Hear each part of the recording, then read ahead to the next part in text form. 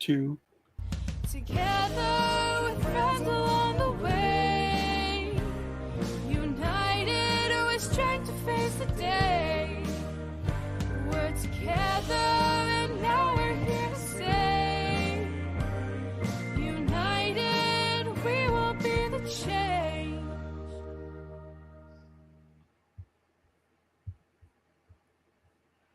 All right, here it is. All right. Hello, everybody, and welcome to Above and Beyond the Accessibility and Inclusion podcast for Monday, July the 10th. Maddie, I love what you've done with the place. You've zhuzhed it up a little nice. Yeah. Hashtag Maddie comes to Hamilton happened this past weekend. And let me tell you, folks, it was a hell of a ride. So buckle up and let's talk. Maddie, how are you? Well, you know, it was a good game. It was very close, and 1 inch was all that was remaining before for the win cats to be the lose cats. But they won. It was a good game. It was neat to be out there. I haven't been to. This will be now the third football field in the CFL that I've seen a game at. Ottawa, obviously, and Toronto. I saw a while ago a game there. I don't know which stadium. It was when I was in team, so like eons ago. Frank Clair Stadium, probably.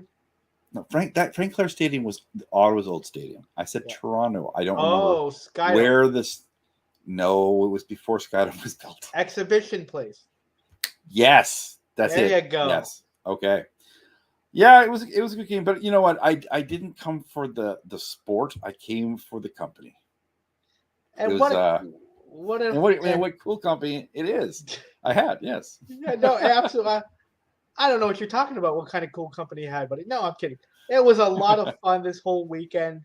Capped with a Tiger Cats win. Before we talk about the weekend itself, I just read on social media that Jeremiah Masoli, the Ottawa Red Blacks quarterback that got hurt with a non-contact injury, ruptured his Achilles tendon, and he is done for the season. Yeah. Saw him after the game. Yeah. Yeah, we saw him after the game, and, in good spirits, taking pictures with some friends of mine. So, Jeremiah, we're thinking about you. You get better soon, my friend, and we'll see you back at the Tim Hortons Field in 2024. But what a Saturday that was, though, my friend. Holy cow. Hashtag Maddie comes to Hamilton. Came to sing for mental health. Shout out to Cam Wilson, Emerald B, all the other acts, all the other performers, everybody putting on a wonderful event down at Main Stage Rehearsal Studios. Erwin Ellman was there. Yep. For a minute and a half. Yeah. Yeah. And he came in from Toronto for a politician-ish person, that was a very short amount of time. But Anthony more than made up for it. Thank you, Maddie. And then they had me on the stage talking about mental health, personal issues that I've gone through and overcoming. And as I said in the speech, it's not about inspiration, it's about aspirations. It's about aspiring to be better tomorrow than you are today. It's about aspiring to be your best self each and every day. And the help is there if you need it. But most importantly, the only one that can really help us is us. So we need to be strong and rise above and go above and beyond, no pun intended. Any type of mental health struggle we have, it's just something that happens at one point or another in our lives that we need to be strong and get past that, because as people with disabilities, we are valued human beings as well. That often gets overlooked and overshadowed by the ableism and the elitism that we face, the perception of disability as a liability rather than an asset. So I hope that we were able to convey that message eloquently on Saturday. Yeah. What do you think, Maddie? I've realized that I think most of us who have a physical or hidden disability at some point we struggle with our sense of self, our sense of um, um, inclusion, our sense of being able to um, do things in the world that aren't that we hit barriers that we shouldn't hit, and that the more that happens, there's this parallel fraying of our mental health, and so we end up with like a double dose of an ableist world to tackle, and it can create a real challenge because we still have mental health and depression and all of the labels that go along with it still have significant stigma barriers. And Absolutely. also, like, once once a medical person has a label for you, it doesn't really matter what else you could be. They can focus on that label and not see the rest of you. So, like, oh, you got pain, you got familiarity, it's just all pains, but we can't help you with pain, but you should, look at your diet. or go yeah, look at, like, go to physio. Oh, you're on ODSP. Well, get a job then, and then you'll be able to do it. You'll get. Oh, it's just, yeah. It's And a but horrible trickle down effect. yeah, and putting having depression or anything like that on your file also skews your medical professionals looking at you for medical non mental health issues. They see depression or they see some label, and it's everything's flipped, and they cannot see the medical issue anymore as a purely medical thing. Like they're going to look at the mental health things first instead of ruling out the medical things. And I mean, I know a lot of autistic adults find this challenge where they've been with a doctor for a long time, they've established a rapport, but they mention let's say they've gotten an adult diagnosis, and the relationship changes because the your agency is one of the first things that escapes, because they recalculate the past, they rewrite it, and look, they think that you can't handle things anymore, or they think, oh, that's why you're like this and this, and it can be a very challenging experience. I mean, I'm a firm believer in okay, not a firm believer. I feel for myself that I need to be out and open as with my diagnosis as much as possible, so that other people can do the same. So that other people, that I can blow away some of the stereotypes of autism, because it's not just one way of being autistic. There's 1,000 ways. But it is challenging sharing a diagnosis with a new doctor who hasn't seen you before, because they know frack all about anything beyond the one specialty they focus on, and it causes a lot of Delays. it causes a lot of misdiagnosis. It causes a lot of really, rapidly changing mental health challenges. If you're not helped medically and you're being told it's in your head or some variation of that, both your mental health and your physical health diminish rapidly. And we really don't need that extra shit to have to deal with. There you go. Rant. Off my rant. Maddy Bombs, hashtag Maddy Bombs. Thank you very much, Maddy. And you're absolutely right. It's amazing how one medical professional reverts back to the medical model of disability rather than the model of amplifying your disability to get the best out of you as a human being. Because you're a human being first. You're not a disability. And disability is not a choice. Accessibility is. And far too often we look at the disability, as I just previously said, as a negative, as a limitation, as a stigma. But when we look at it as an opportunity. Maddie, you just added to the numbers over the weekend in Hamilton. That the percentage of people with disabilities in Hamilton is Oh my greater than the God. provincial and national averages. Some people may say that. Well, why is that? I mean, why ask why? Because of the curb cuts. We. Or, well, a not so subtle transition No, yeah, no, into curb cuts. oh my God. Um, Yeah. talk to me, Maddie. Well, no, actually, going on.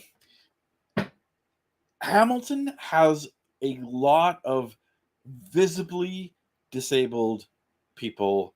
I have never, like, way more than Toronto, per capita basis, way more where I live. I saw so many people in wheelchairs and scooters than in one small area than I've ever seen. It just blew me. I mean, I've heard this said time and time again that Hamilton has the highest number of people with disabilities living in Ontario. I may have said that a time or two here. Hamilton has had the highest number of people living on ODSD per capita, and I'm like, like every neighborhood says that, and then I come to Hamilton, I'm like, okay, there's also a very visible number of people with different mental health challenges that I've seen in smaller numbers, and I've never seen it as pronounced as I did.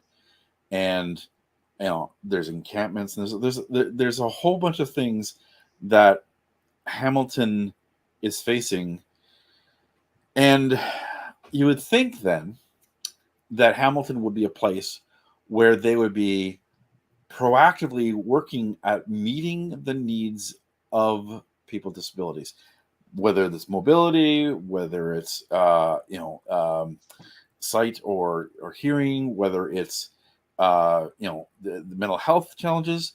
But my gut feel, having been a visitor, is that Hamilton actually is makes it harder to be disabled than any other place that I've been to recently.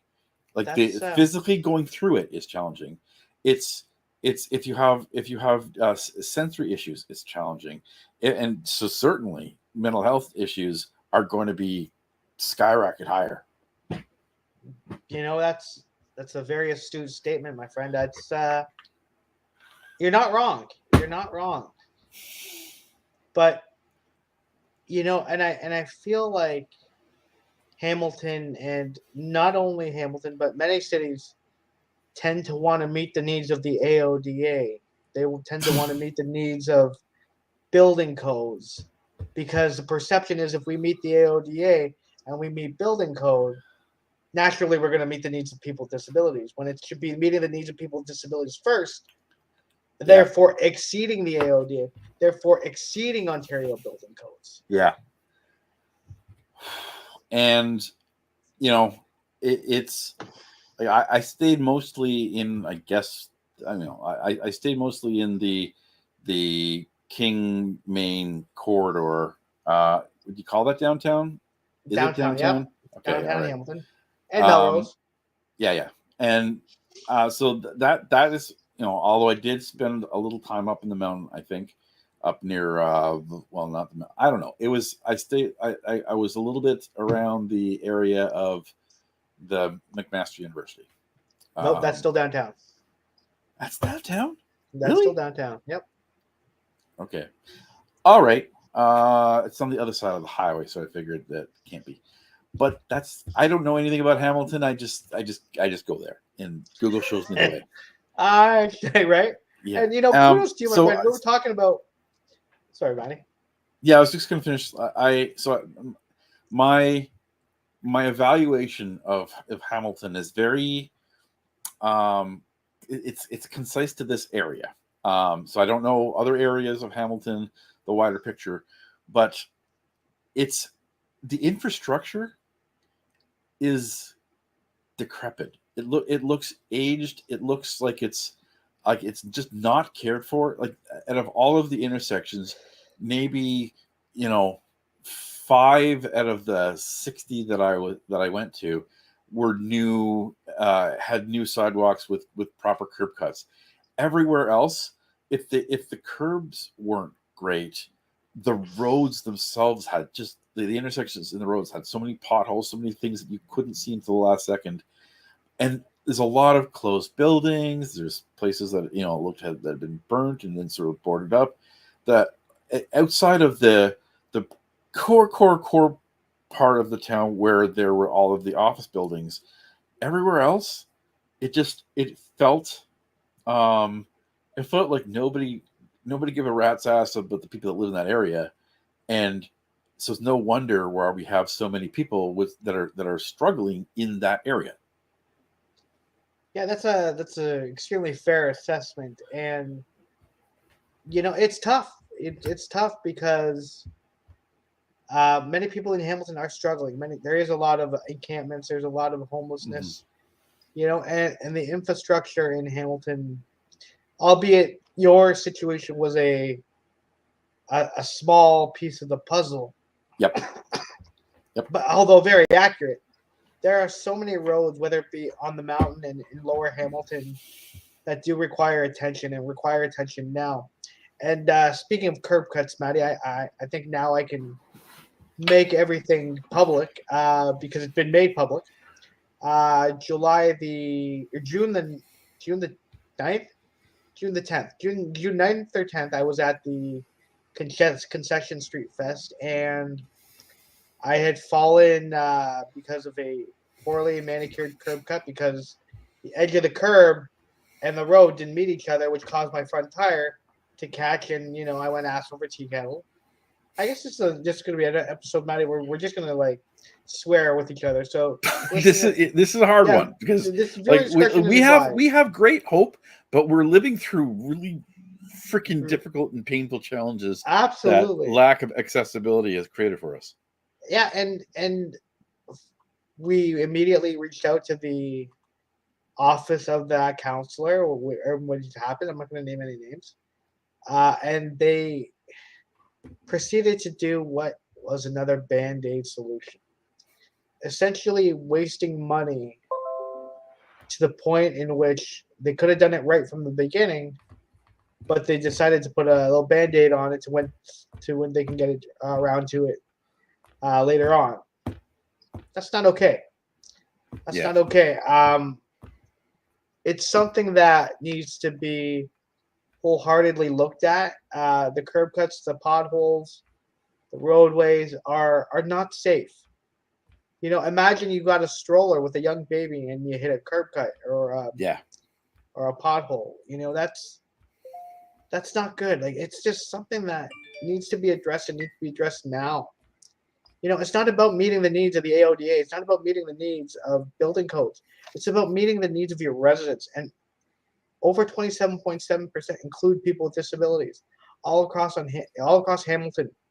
So it's time that we meet those needs. It's time that we meet those needs now so that all of us can have a place to live, work, and play inclusively. All of us can have a place to raise a child and grow successfully. But if the infrastructure is not in place and you keep delaying and delaying and delaying the infrastructure, you're just delaying the inevitable because more and more people are going to age. More and more people are going to become disabled due to the poor infrastructure. Yeah. Something I read about last week that just like it put into words what you and I have been talking about this whole time we've been doing this podcast.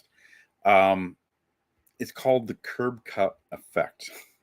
So curb cuts are a relatively new thing in North America, especially. They sort of start getting created after World War II, and veterans over the next 20, 30 years really pushed hard. They were finding they would be coming home from the war, many of them significantly higher number of them disabled, finding it really difficult to do things in the community that they used to do before. And curb cuts were one of the things that they really pushed for and made enshrined in American law, and especially as part of the ADA, the Americans with Disability Act, that all curb corners have cuts for pedestrians and disability mobility devices, and like it's not just a should be, could be, it'd be great if you had it. They're mandated. Now how they're implemented, therein lies the thing. I'm actually gonna share I'm gonna share my screen. I am going to, there we go, share screen. Share screen, yeah, blah blah. And I want the one with the, I have too many things open. I don't have too many things open. Are you serious? Okay, I'll have to, give me a second.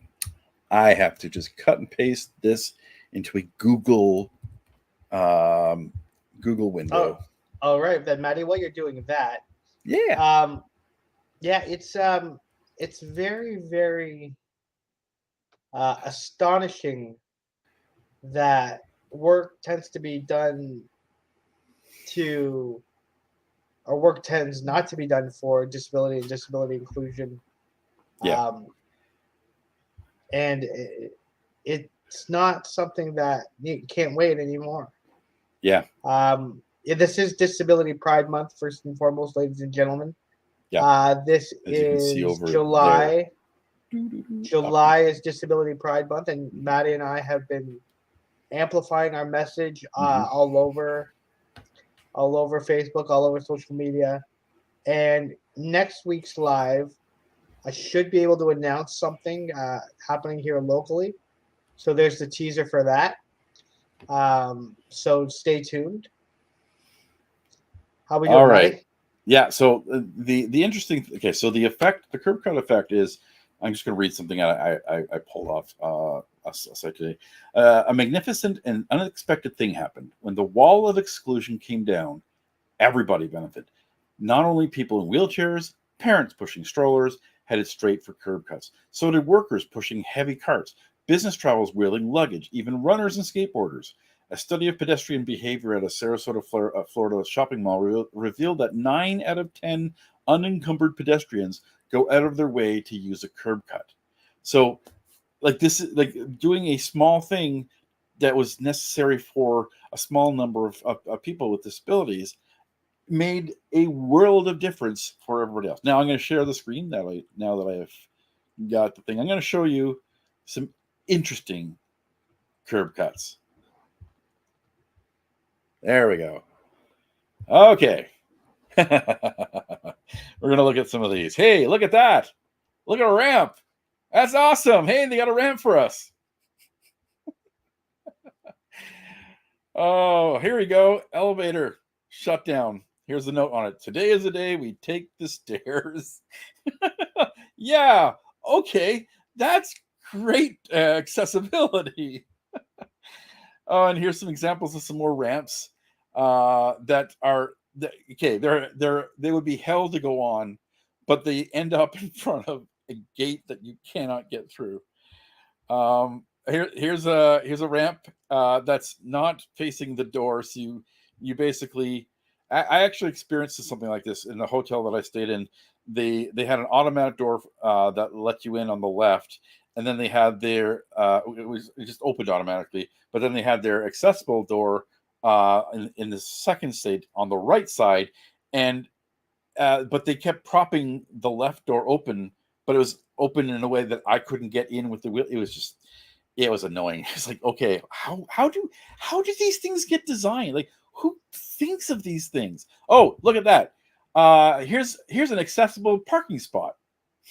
Park what? Like, what is that? Like a Schwinn?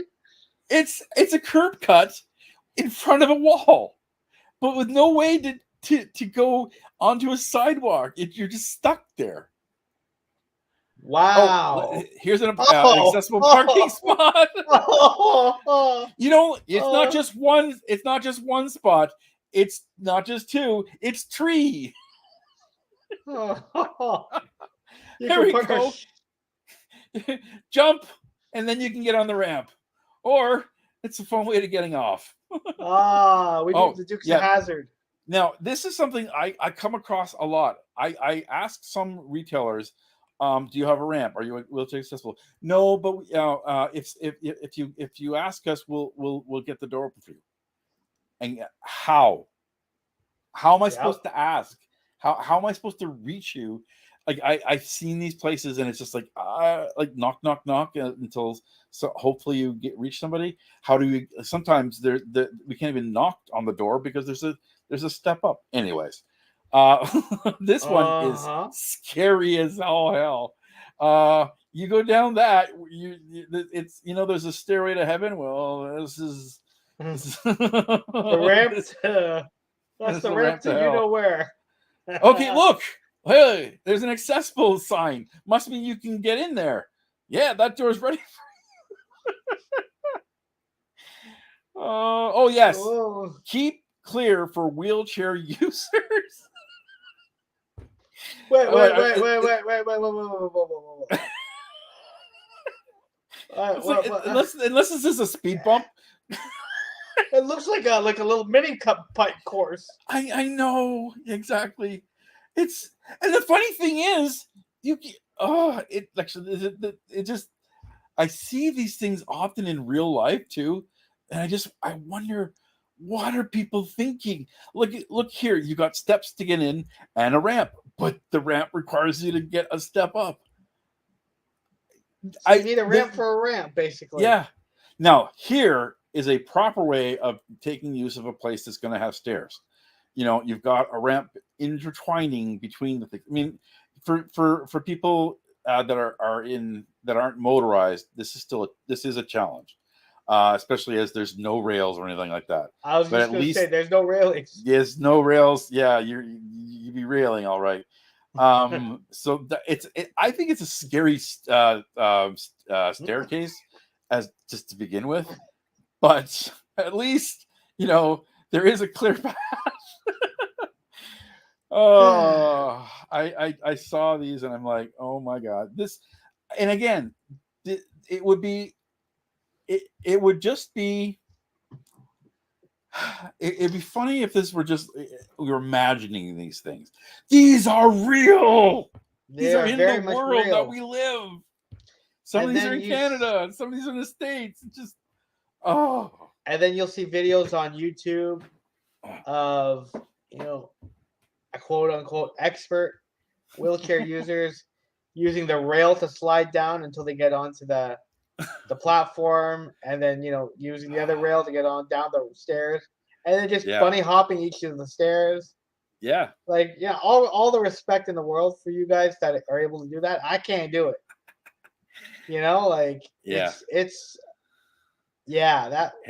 I can't Disability even Pride dance. Month again, ladies and gentlemen. I can't even dance with my wheelchair the way that Anthony can dance. Anthony can groove around and do little sachets here and there. I'm like, the most I can do is twerking is yeah. Oh, I got some moves. But I can dab still, so it's all good. Oh, I had the moves going on for a couple songs during Syncremental Health. Yep. I was getting my groove on, but the Grand Canyon's a ditch. But anyway, so it's Maddie, it's frustrating. We always say in our community, nothing about us without us, and we really need people to listen to us. We really need people to hear us. We really need people to take action with us. Like talking about that old curb cut thing where on Concession in Upper Wentworth, Band-Aid solutions are not good enough. They are a simple waste of money. And speaking of Maddie comes to Hamilton, let's talk about one of our favorite subjects, Maddie. Are we going to talk about DART? Are we going to talk about transit? So okay, so I had the opportunity to use Hamilton bus transit a bit, and for me, I'm in a motorized wheelchair, so I can get myself around a little bit more, and I have a way more distance than Anthony can do. So our situations are different. Mm-hmm. so he uses darts, and I use the bus unless he's taking me to a game, and I go along with him in darts. So we had I think we had a good experience with the darts to get to the game. That was my only experience with it, and I, although it was really really hot inside the car, inside the vehicle, the music was good, and it didn't take that long to latch me in, and whatnot. And I find the bus system now that I get it, now that I get that there's several different bus systems that go through Hamilton, and each of the bus services have different bus stops. So I'm from Ottawa. Well, I'm not from. Well, I'm originally from Ottawa. Ottawa is the metropolis closest to me, where I spend more time, and we have one bus system. So there's only one bus stop on a road for all of the buses that go down that road, and I realized I got so confused the last time I went to see you for the Challengers baseball, because I was waiting at a place and a bus went by me. I was like, what? I was trying to flag down and it didn't stop. And that's when somebody told me, oh, they're at that bus stop a little bit down the road. Like, that is so weird. So that I find, why can't we just have one bus stop and have all of the different buses stop at it instead of 3 different bus stops, all 300 meters from each other? But I understand a little bit more of the Hamilton bus service now, and it's easy to get in the buses. I like the fact that you can get out the side door as well as the front door, and there's several more places for wheelchairs. There's one more extra place for wheelchair than there are on Ottawa buses. So I had a good experience with it. You tell me about your experience with Dart this weekend. I will say that I had a fairly good experience with darts with you at the game too, Manny. They came within a reasonable time, within the Yep, and within 10 minutes. the only thing I'll nitpick on is say they have it what they call a negotiated pickup time. So the time that we had was 4:45. They came just before 5. So there's a 15-minute window each way, so 4:30 and 5. And they came just before 5. But where's the negotiation? That's more of a dictated pickup window. See, they really should have the ability. It's all about planning. They do this for other systems. Taxi dispatchers do this. You don't get an executive of a high-tech company upset by being consistently late or negotiating when you're going to pick up. But for some reason, like I've heard this before with other paratransit systems. Like, I think a 15-minute window, either way. Like, no, 15 minutes is fine. Like 15, like it. As long as it's 15 minutes, if they come 15 minutes before, they don't leave until the actual time. So if we're late, or if we're not, let's rephrase. I see what you're saying. So if the pickup time is 5, and they come at 4:45, they don't leave until 5. However, or they don't leave until 5 after 5. I would say, just because they give a 5-minute window for you to make your time. Yeah. But they should definitely be there by 5:15. So that is with traffic, with lights, with weird stuff. I can take that as a reality. Anything beyond that is creating a separate system for us that doesn't exist in the real world. Mm-hmm. No, we're just in fantasy, caught in a limelight, no escape from reality. Yeah, no, Open absolutely. your eyes, but notwithstanding the fact that we got there in relatively good time and in one piece. There so early. We got there in so one piece. Early. I that's just kind of the way I do things. Oh, I know that. I know that. Yeah. I and now that I know. Yeah, no, it's a whole bunch of networking that I do prior to the games and whatnot, and Yeah. introducing people, seeing You're people and you, whatnot.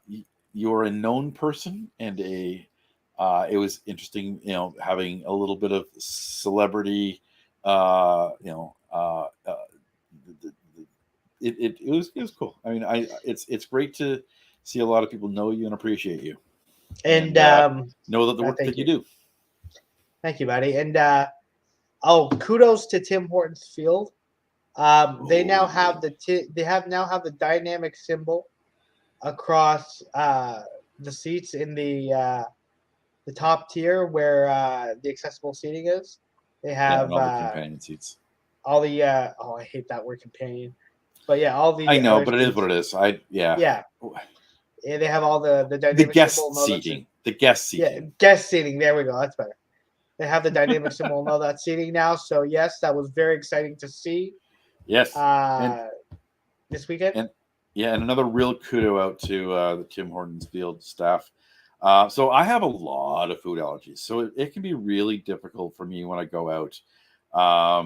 I can usually find a combination of a couple options in restaurants, but when I go to big places like stadiums, which have a much more selective food options, it can be really really hard. And I saw that there was a Montreal smoked meat um, thing there, and it's like, oh, smoked meat. Now that's something I can have. I can just have a slab of smoked meat and I'm good. But so I went there, and unfortunately, their sandwiches, they were smoked meat sandwiches already pre-prepared, and then just warmed up down on the on the floor, and then we tried to find a couple of different ways, different options, and she said, well, there's a gluten-free option on the east side. But she said, like, oh, but we don't want to make you go all that way because it's really inaccessible. So it's like, well, let's see what they have down there, and there's something that you can have, and then we'll see if we can make a way for us to get it for you and bring it to you. And they did, and I had gluten-free chicken fingers and fries, and they brought it to me, and I was very very happy because I was hungry. And I needed something to eat, and I would have found it like there were really no other options. All like I can't have popcorn because I'm allergic to corn protein. Can't have the bags of chips that they had. All had MSG in them, which that's another thing. They're every possibility was something in it that I couldn't have. So I am that's accommodation. That's accommodation, and that's like 3 thumbs up if I had 3 thumbs. You're silent. That is first class accommodations to. That really is. That's above and beyond. That's above and beyond. Shout out to the Tim Hortons Field staff, but then the fail happened where they had individuals carrying loaves of bread. I think it was bread at the end of the game. Yeah. At the end of the game, waiting for the elevator when. Yeah, there's 5 of them. Big, massive carts. Yeah. Crates. Yeah. And it took a while. So there's 5 younger folks. That I think some of the staff is volunteer. That individual organizations get, from what I was looking, they probably get some funds from the foundation there by staffing the concessions. Anyways, there were some young kids that were all moving things away to start to do stuff at the end of the game. And so yeah, there was 5 of them holding 5 big massive crates of loaves of bread, and it took about 15 minutes, which is weird that we had to wait that long for an elevator. Not enough elevators. That's normal. No, it may be normal, but it isn't right. No, it's not right. Okay, that's what I'm trying to say. So it took a while for first of all, one of their manager, team leads, or whatever came and said, "Okay, guys, you got to go sit down so that you're not in the way." Okay, And then finally, another person came by. It's like, no, guys, let's get out of here. You can go down the stairs. All right, we got to clear up the elevator for people that need it. We don't need it, so go. Right, right. But I will say this though, and this is unfortunate that Tim Hortons Fields does this, but it's the make of the stadium, unfortunately. Um, the Tim Hortons Field only has 6 floors, but the offices and where the people are on the 7th floor. So they need to essentially go down a set of stairs and get down to the 6th floor, and then they have to take the elevator because there's no stairs to get down to the field back and forth. What? Yeah, There has to be stairs from. There's no stairs. Unfortunately, it's Maybe all they have to elevator rappel. based. You just have to Yeah, rappel. like just like my buddy Andrew that we met. Exactly. With the, Yeah. he's going to be rappelling in October. I'll more on that later. Yeah, so that's why they have to. They essentially shut down one elevator of the 2 that were there, so that people can go up and down that elevator because essentially they didn't make it with stairs. Yeah. So 2 that's why it elevators. was slow. Yeah. Especially in Hamilton, with the number of people with disabilities that I saw there, you know, like 2 elevators for what 7,000-8,000 seats. That's a fail. That's something that Very much. and it's only the numbers of people needing the accessibility issues are just going to increase, and I hope at some point they look at doing an addition to simply put in more, like they need two more elevators. Well, there's elevators all across the stadium. That's not only those weren't the only 2 in the stadium. No, okay, so there's 2 sides of the stadium, right? There's 2 separate. There's I'm 2 talking sides. I'm talking about the west side. Are there more than there's 2 elevators in that west side? Absolutely. There's 2 Oh. sides. There's the middle where we were, and then there's one on each side of on each end, and then the same thing on the other side. So I believe there's like 6 elevators in total. I sit corrected. So yeah, no, but it still needs to be held a little bit more dignified in the sense of letting people with disabilities have first priority to the elevators rather than the. Yes, I'm finding that when I go to when I'm on the Via train or Go trains and I'm getting off, there's a crowd. In honor of today, a shitload of people going towards the elevators, and like some are with bikes, some are with like dogs, some are just holding a small luggage thing, and I'm like, okay, so I'm not going to assume that none of you have. I'm not going to assume that you don't have a disability, but I don't believe all of you do. So, like, if you've got a really young kid, like 1, 2, 3, fine. Elevator is probably safer than the escalator. But beyond that, like 4, 5, 6, take them down the escalator. Unless, again, I don't say any of these things here. I just sort of push through so that they, like, most people are good at saying, "Oh, you should go in first." Yes, because these are what this is. I have no other choice. You guys may have a choice. I definitely have none, and I find that most of the time, I get let through. There is an assumption now that elevators are for everyone, and that's not the case in most of the cases. Like when you're in an apartment building and you're going up more than 3 floors, yes, elevators for everybody. So they better have 2, so you're not stuck in the building if the one elevator goes down. I have too many friends. I know too many friends that have been stuck for weeks because one elevator goes down, nobody goes down. I mean, yeah, no, I went to the game earlier this year in Toronto, Exhibition Station. Oh, the yes. elevator was down. Yeah, we talked Yeah, about that. and it has been for a full year. Yeah. It's not going to be ready until 2024. 2 years of of purposeful inaccessibility. Yep. Because it's not a priority, because it's not adhering to the masses. It's only adhering to a minimal group, which is Yeah. not the case, which is not the message that we need to send. So, Maddie, what's on the docket this week, friend? I'm just going to spend time. Apparently, it's bedtime for Maddie. Oh, Ladies and gentlemen, yeah, let's sing I Maddie a think it's bedtime not. song. Oh, you want a bedtime song? I got one right here. Hold on a second. Uh-oh.